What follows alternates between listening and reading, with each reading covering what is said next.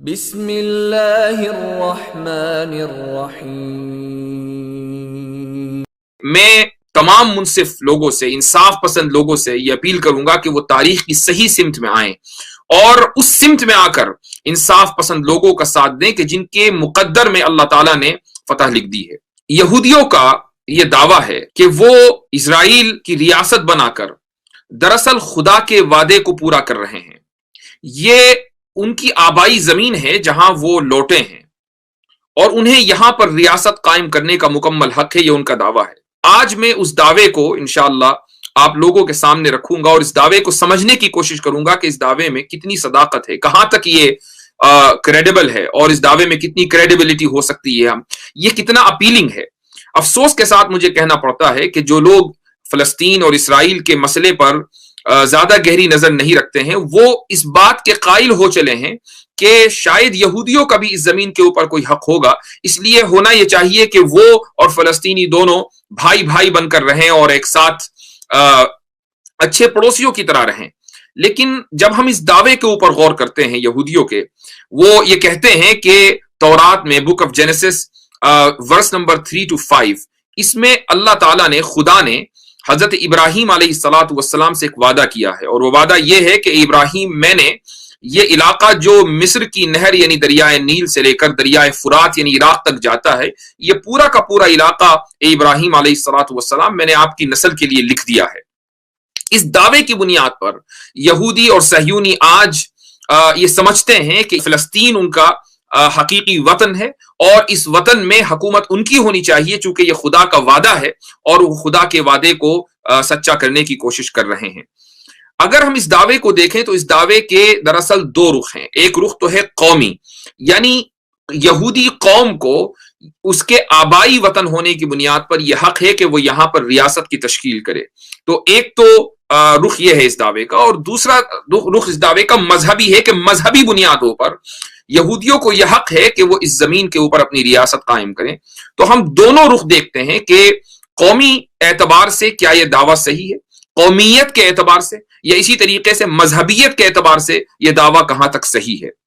تو سب سے پہلے ہم قومیت کو لے لیتے ہیں۔ اگر یہی دلیل ہے کہ چونکہ یہود یہاں آج سے 2000 سال پہلے بستے تھے، اس وجہ سے یہودیوں کی یہ سرزمین ہو گئی اور اس وجہ سے یہودیوں کو یہاں پر اپنا ملک قائم کرنے کی اجازت ہو گئی، تو یہ دلیل اس لیے درست نہیں ہے کہ یہودی کوئی پہلی قوم نہیں ہے جو اس علاقے میں بسی ہے۔ یہودی بھی بسے تھے، لیکن ان سے پہلے دو قبیلے جو آج کی تاریخ میں عرب قبیلے کہلاتے ہیں، یہ دو قبیلے یہودیوں سے ہزاروں سال پہلے سے اس علاقے میں رہتے آئے ہیں۔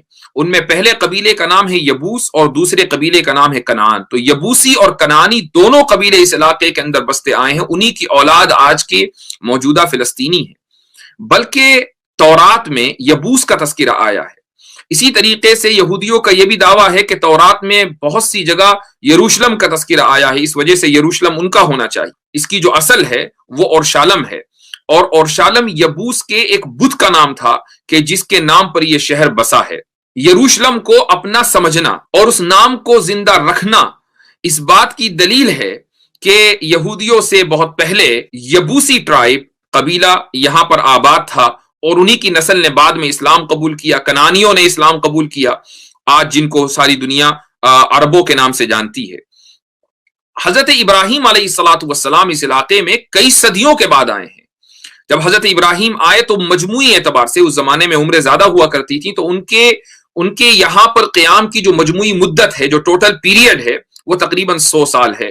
لیکن اس 100 سال کے عرصے میں حضرت ابراہیم علیہ الصلاۃ والسلام کی ملکیت میں اس علاقے کی ایک بالش زمین بھی نہیں تھی، اور اس کی گواہی خود تورات میں ہے۔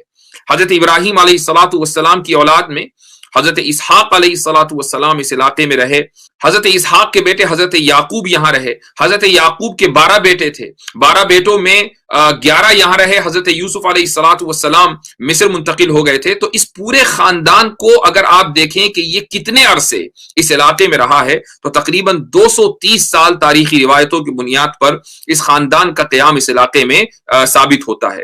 230 سال کے بعد یہ پوری فیملی حضرت یعقوب علیہ الصلاۃ والسلام اپنے بیٹوں کے ساتھ حضرت یوسف کے پاس مصر چلے گئے تھے۔ اور پھر وہاں سے مصر سے خدا تعالیٰ کے حکم سے یہ لوگ مصر چھوڑ کر واپس ارض مقدسہ آئے ہیں۔ قرآن کریم کی جو آیت میں نے پڑھی ہے سورہ مائدہ کی 20، 21 اور 22، اس میں دراصل اسی واقعے کا ذکر ہے کہ حضرت موسیٰ علیہ الصلاۃ والسلام جب اس قوم کو غلامی کی زنجیروں سے نکال کر ایجپٹ سے ارض مقدسہ یعنی ہولی لینڈ لے کر آ رہے تھے تو ان کو یہ کہا گیا کہ تمہیں جو لوگ یہاں بستے ہیں ان سے لڑنا پڑے گا، اور لڑ کر یہ زمین حاصل کرنی پڑے گی چونکہ خدا نے اس زمین کو تمہارے لیے لکھ دیا ہے۔ یہاں سے کچھ لوگوں کو یہ مغالطہ ہو جاتا ہے کہ چونکہ اس زمین کو خدا نے بنو اسرائیل کے لیے لکھ دیا تھا اس لیے یہ زمین انہی کی ہو گئی، لیکن قرآن کریم کی اسی آیت میں ساتھ میں یہ بھی لکھا ہوا ہے کہ یہ جو وعدہ تھا یہ اس شرط کے ساتھ مشروط تھا، یعنی یہ کنڈیشنل پرومس تھا کہ تمہیں یہ زمین لڑ کر لینی پڑے گی۔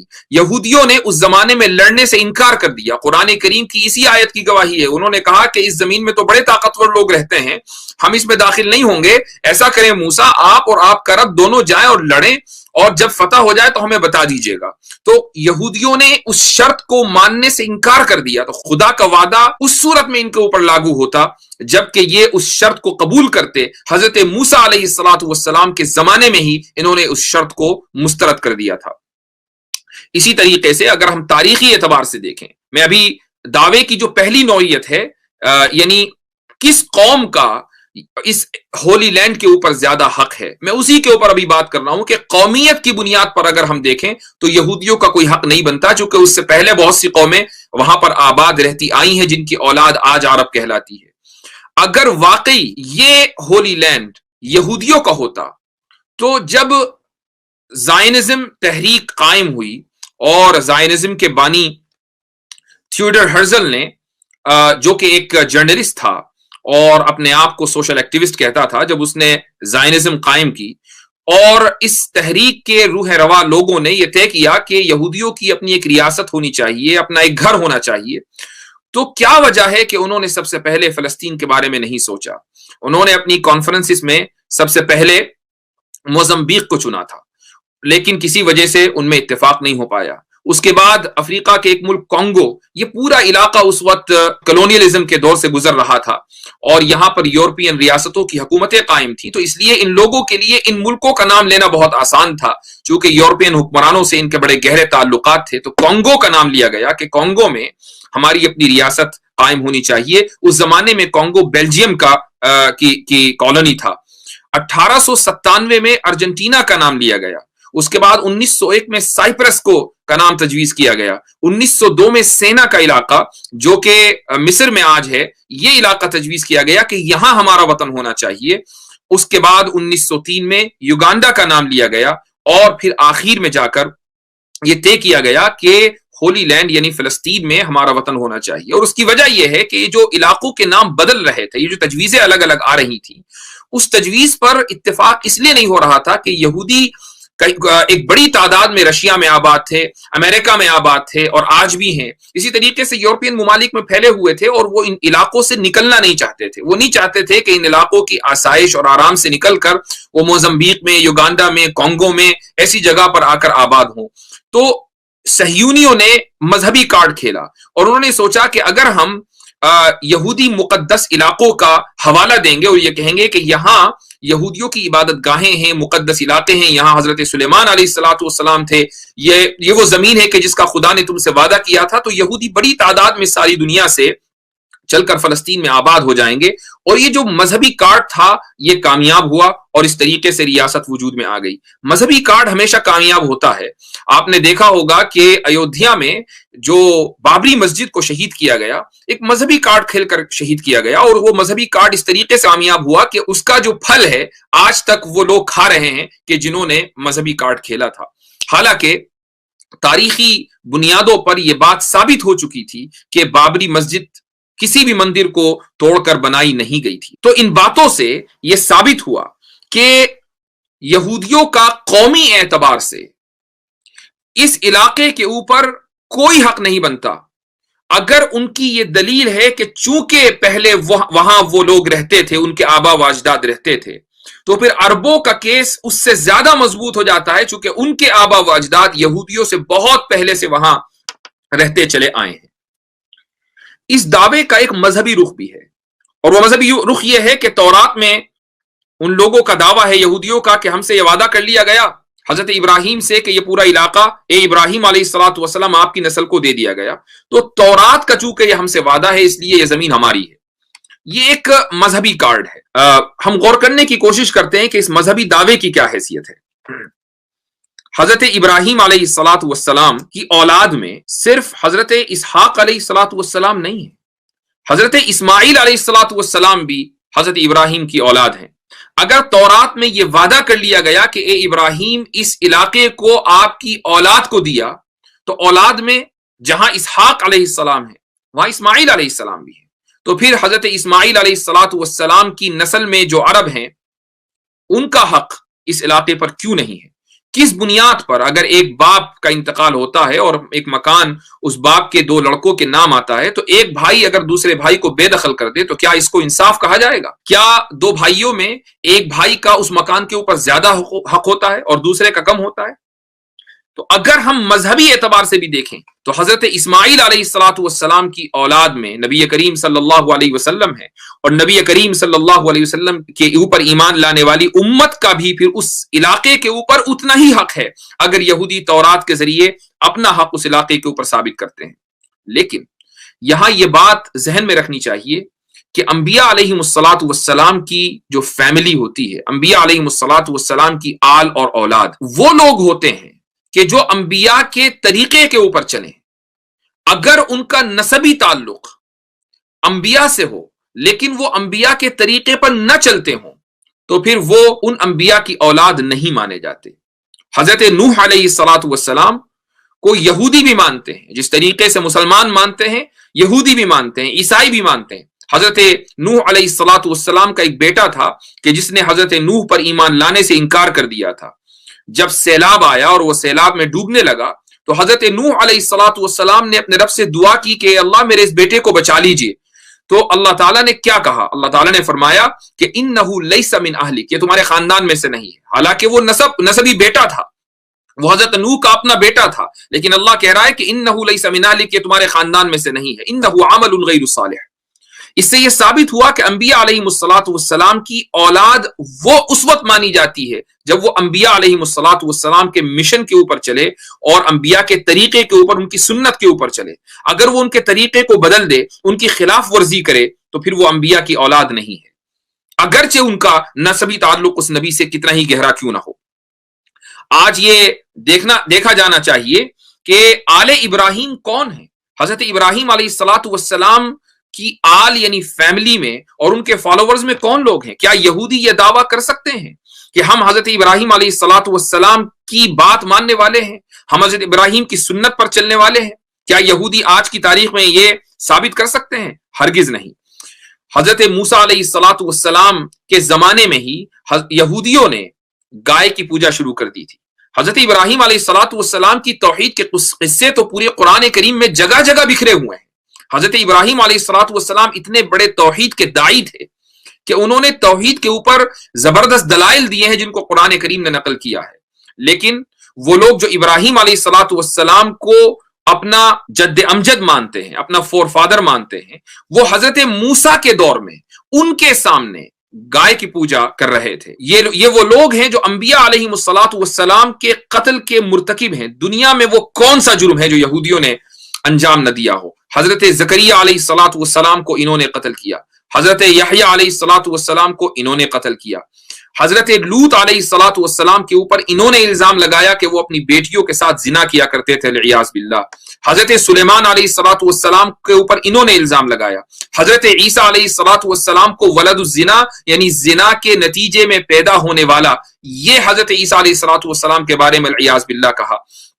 تو خود ان حرکتوں کا اعتراف آج یہودی کرتے ہیں اور ان کی کتابوں میں یہ ساری باتیں لکھی ہوئی ہیں، تو کس بنیاد پر وہ کہہ سکتے ہیں کہ ہم حضرت ابراہیم علیہ الصلوۃ والسلام کی آل اولاد میں سے ہیں؟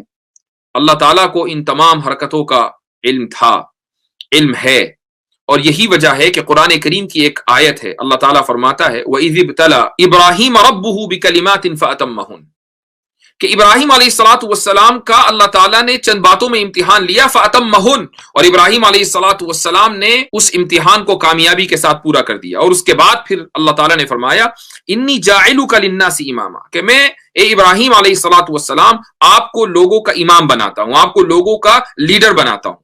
تو حضرت ابراہیم علیہ الصلوۃ والسلام نے یہ فرمایا کہ وَمِن ذُرِّيَّتِي، اے اللہ میری اولاد کو بھی آپ اسی منصب پر فائز کریں، میری اولاد کو بھی آپ لیڈر بنائیں، امام بنائیں۔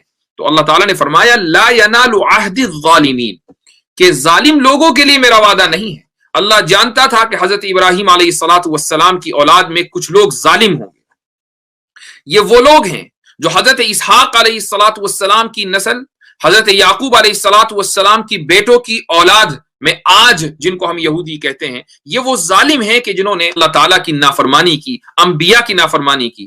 تو پھر کس بنیاد پر وہ اللہ تعالیٰ کے وعدے کے مستحق ہو سکتے ہیں؟ کس بنیاد پر وہ یہ دعویٰ کرتے ہیں کہ یہ ہولی لینڈ ہمارا ہے؟ ہم لوگوں کو یہ ذہن میں رکھنا چاہیے کہ ہمارا یہ ایمان ہے، ہمارا یہ عقیدہ ہے کہ اس کائنات میں الگ الگ دین خدا کی طرف سے نہیں آئے ہیں۔ دین آیا ہے تو ایک آیا ہے، ان الدین عند اللہ الاسلام۔ حضرت آدم علیہ الصلوۃ والسلام سے لے کر نبی کریم صلی اللہ علیہ وسلم تک دین صرف ایک رہا ہے، اور وہ ہے اسلام۔ ہاں شریعتیں الگ الگ رہی ہیں، حضرت نوح کی شریعت الگ تھی، حضرت ابراہیم کی شریعت الگ تھی، حضرت موسیٰ علیہ الصلوۃ والسلام کی شریعت الگ تھی، حضرت عیسیٰ علیہ الصلوۃ والسلام کی شریعت الگ تھی، نبی کریم صلی اللہ علیہ وسلم کی شریعت الگ ہے۔ شریعتوں کا اختلاف ہے لیکن بنیاد میں کوئی اختلاف نہیں ہے۔ تمام انبیاء مسلمان تھے اور انہوں نے اسلام کی دعوت دی ہے۔ قرآن کریم نے اسی حقیقت کو بیان کیا ہے۔ اللہ تعالیٰ فرماتا ہے ما کان ابراہیم یہودیا ولا نصرانیا، کہ ابراہیم علیہ الصلوۃ والسلام نہ یہودی تھے نہ نصرانی تھے، ولکن کان حنیفا مسلما۔ تو ابراہیم علیہ الصلوۃ والسلام کے یہودی اور نصرانی ہونے کا انکار قرآن کریم میں واضح انداز پر لکھا ہوا ملتا ہے۔ یہی وجہ ہے کہ جب حضرت عیسیٰ علیہ الصلوۃ والسلام اس دنیا میں تشریف نہیں لائے تھے، اس سے پہلے وہ یہودی کہ جنہوں نے تورات کو ڈسٹورٹ نہیں کیا تھا، تحریف نہیں کی تھی، وہ مسلمان تھے۔ حضرت عیسیٰ علیہ الصلوۃ والسلام جب دنیا میں تشریف لائے اور نبی بنے تو حضرت عیسیٰ علیہ الصلوۃ والسلام کے ماننے والے مسلمان کہلائے، جب تک انہوں نے انجیل میں کوئی ڈسٹورشن اور تحریف نہیں کی۔ اس کے بعد پھر نبی کریم صلی اللہ علیہ وسلم نبی بنے، آپ کی بعثت ہوئی تو آپ کے ماننے والے مسلمان کہلائے۔ آج کی تاریخ میں اگر ہم یہ دیکھیں کہ حضرت ابراہیم کو سب سے زیادہ کون مانتا ہے، بات نسبی تعلق کی نہیں ہے، بات دینی تعلق کی ہے کہ حضرت ابراہیم کی سنت کے اوپر آج کی تاریخ میں کون سب سے زیادہ چلتا ہے۔ آپ اسلام میں دیکھیں، ہماری شریعت، نبی کریم صلی اللہ علیہ وسلم کی شریعت میں دیکھیں کہ حج کا ایک ایک رکن حضرت ابراہیم علیہ الصلوۃ والسلام کی یادگار ہے۔ وہ مینا گئے تو مسلمان مینا جاتے ہیں، انہوں نے طواف کیا تو مسلمان طواف کرتے ہیں، وہ عرفات گئے تو مسلمان عرفات جاتے ہیں، وہ مزدلفہ میں ٹھہرے تو مسلمان مزدلفہ میں جاتے ہیں، انہوں نے احرام باندھا تو مسلمان احرام باندھتے ہیں، انہوں نے حج کا اعلان کیا۔ دنیا کے لیے ہر ایک مسلمان کی یہ تمنا ہوتی ہے کہ کسی طریقے سے وہ اپنی زندگی میں ایک بار حج کر لے۔ یہ ابراہیم علیہ الصلوۃ والسلام کی دعا اور دعوت کا نتیجہ تھا۔ یہ اس اعلان پر لبیک مسلمان کہتے ہیں کہ جو ابراہیم علیہ الصلوۃ والسلام نے صدیوں پہلے کیا تھا۔ آپ عید الاضحیٰ دیکھیں کہ جو مسلمان حج کے لیے نہیں جاتے، عید الاضحیٰ وہ اپنے گھروں میں مناتے ہیں، قربانی کرتے ہیں۔ یہودیوں کے یہاں بھی قربانی تھی، لیکن حضرت عیسیٰ علیہ الصلوۃ والسلام کے 70 سال کے بعد جب رومنز نے فلسطین کے اوپر قبضہ کیا، اس وقت سے یہودیوں نے قربانی کو ترک کر دیا۔ مسلمانوں کے یہاں قربانی کبھی ترک نہیں ہوئی۔ وہ عید الاضحیٰ کے موقع کے اوپر ہر سال پوری دنیا میں حضرت ابراہیم علیہ الصلوۃ والسلام کی سنت کو زندہ کرتے ہیں۔ اسی طریقے سے ہماری تو نماز بھی حضرت ابراہیم علیہ الصلوۃ والسلام پر درود بھیجے بغیر ناقص رہتی ہے۔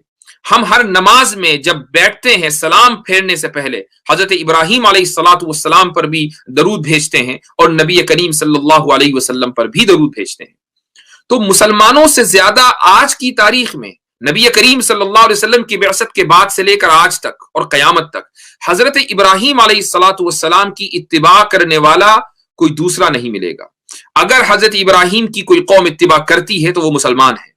اس اعتبار سے مسلمان حضرت ابراہیم علیہ الصلوۃ والسلام کے وارث ہیں۔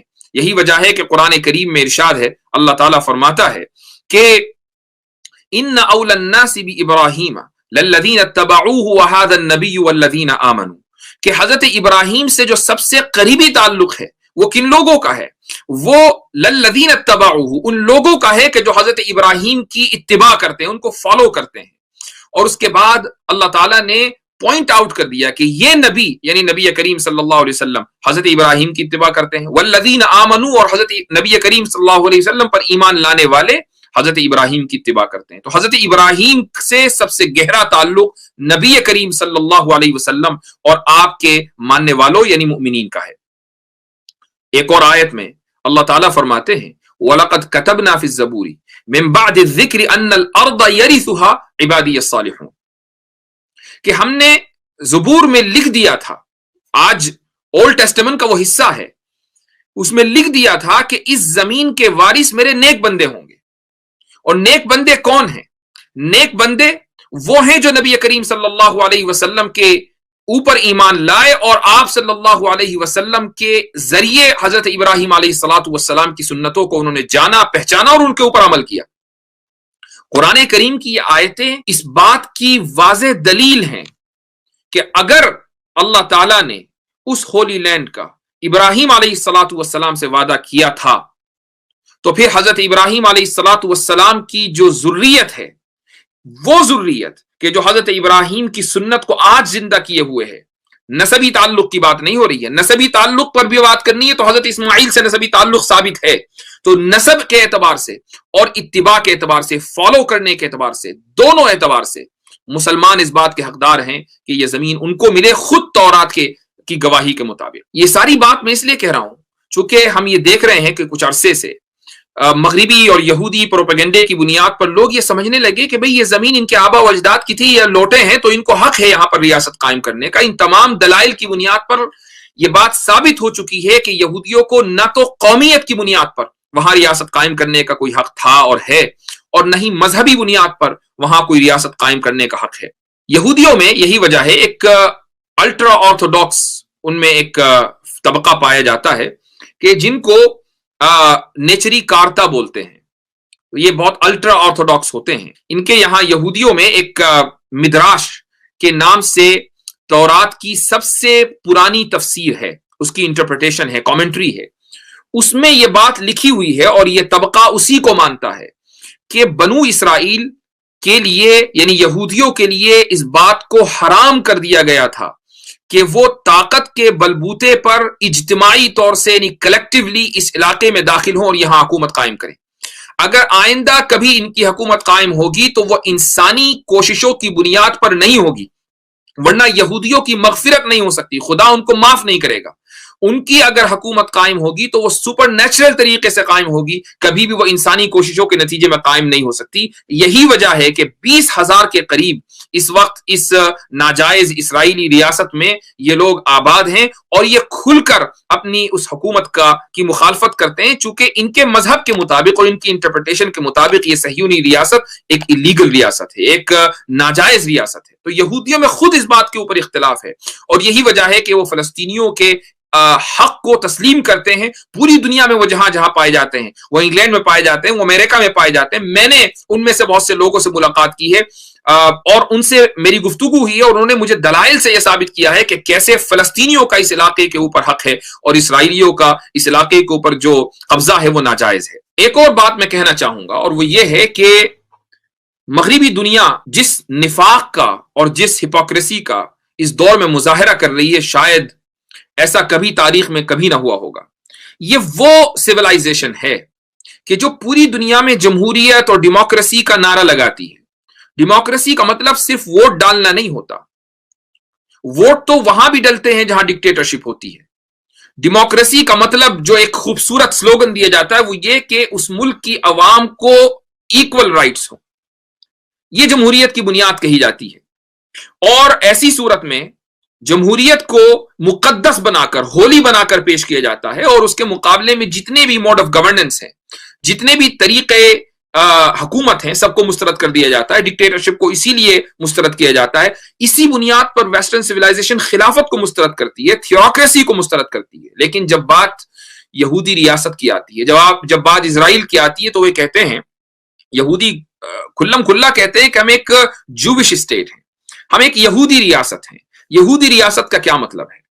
اگر یہودی ریاست کا مطلب یہ ہے کہ ایک مذہبی ریاست ہے تو اسی کو تھیوکریسی کہا جاتا ہے، اور ویسٹرن سٹینڈرڈ کے مطابق تو تھیوکریسی سب سے بڑا جرم ہے۔ لیکن یہودی اگر وہ جرم کریں تو یہ جرم نہیں رہتا، بلکہ یہ مغربی دنیا کے لیے کار ثواب بن جاتا ہے۔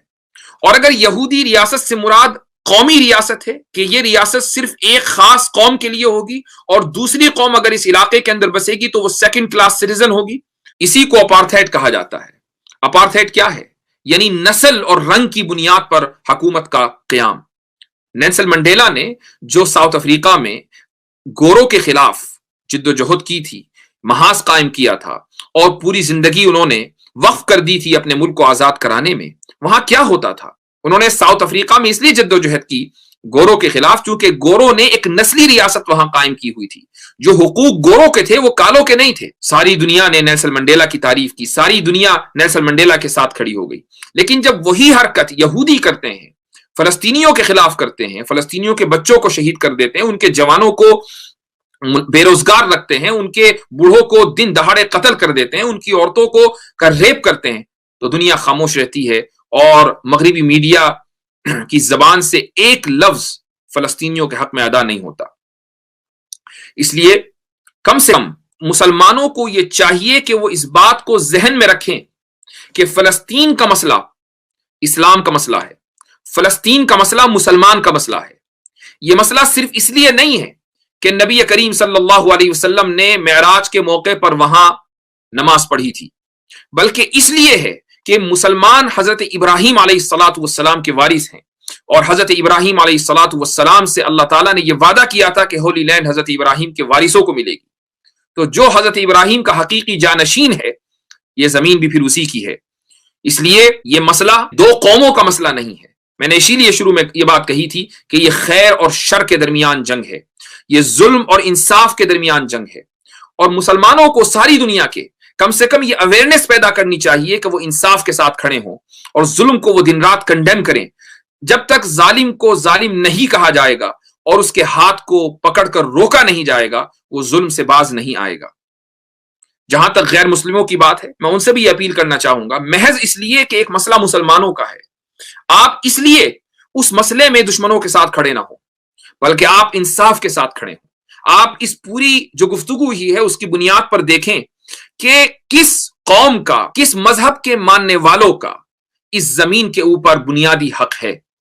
اگر آپ آج انصاف کے ساتھ کھڑے نہیں ہوئے اور آپ نے ظالم کا ہاتھ نہیں تھاما، آپ نے ظالم کی پشت پناہی کی، تو پھر یہی کہا جائے گا کہ جس طریقے سے ایسے بہت سے لوگوں کے پوروجوں نے اپنے زمانے میں انسانیت کے خلاف کرائم کیے ہیں۔ ہم جانتے ہیں کہ آرینز بھارت میں باہر سے آئے ہیں اور انہوں نے وہاں کے بھارت کے مول نواسیوں کو کھدیڑ کر اپنی ایک چھوٹی چھوٹی ریاستیں قائم کر لی تھیں، اور آج وہ دھڑلے سے یہ کہتے ہیں کہ ہم یہاں کے حقیقی باشندے ہیں۔ کچھ یہی نیریٹو یہودیوں کے یہاں چل رہا ہے کہ وہ باہر سے آئے اور اس کے بعد انہوں نے اپنی ریاست قائم کی، اور آج وہ یہ کہہ رہے ہیں کہ ہم یہاں کے اصل باشندے ہیں۔ اس لیے غیر مسلموں کو ظلم کا ساتھ نہیں دینا ہے، انصاف کا دامن تھامنا ہے، اور تاریخ کی اس سمت کے اوپر کھڑا ہونا ہے جس سمت کے مقدر میں خدا نے جیت اور فتح لکھی ہے۔ دعا کرتا ہوں کہ اللہ سبحانہ و تعالی مظلوم فلسطینیوں کی مدد فرمائے اور ساری امت مسلمہ کو یہ سمجھنے کی توفیق عطا فرمائے کہ مسئلہ فلسطین صرف فلسطینیوں کا مسئلہ نہیں ہے، بلکہ یہ پوری امت مسلمہ کا اور ہر مسلمان کا ایک ذاتی مسئلہ ہے۔ جزاکم اللہ خیر الجزاء وآخر دعوانا ان الحمد للہ رب العالمین۔